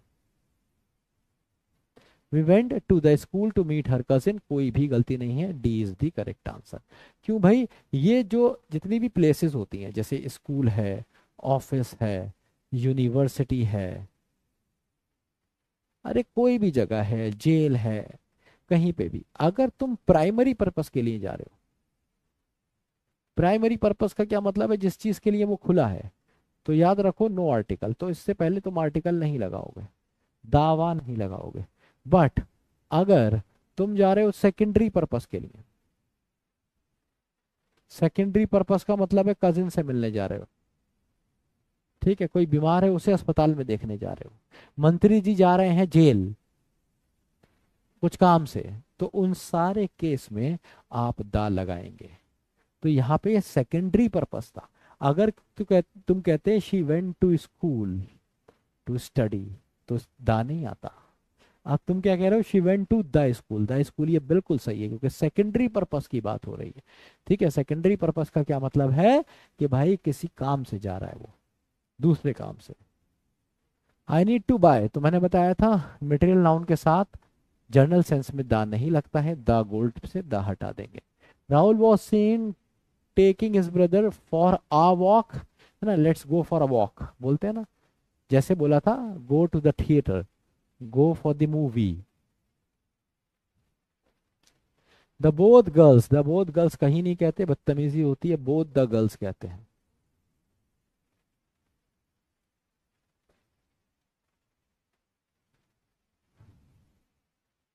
The best of both worlds, इसका मतलब क्या होता है कि मान लो किसी की ससुराल भी अच्छी है, मायका भी अच्छा है, मायके में दो भाई हैं जान छिड़कते हैं, और ससुराल जबरदस्त है, तो enjoy two different opportunity at the same time. When pigs fly, कभी पिग उड़ सकता है, कभी नहीं उड़ सकता, means something that will never happen. जैसे कोई बच्चा है जो बड़े टेंशन में रहता है, उसको लगता है एनडीए क्रैक हो जाएगा, तो तुम कहो ना पढ़ाई करता है ना कुछ, बस सोचता है हो जाएगा यार, कर ही लूंगा, तो इसके लिए क्या है, yes you will crack NDA when pigs fly. ठीक है।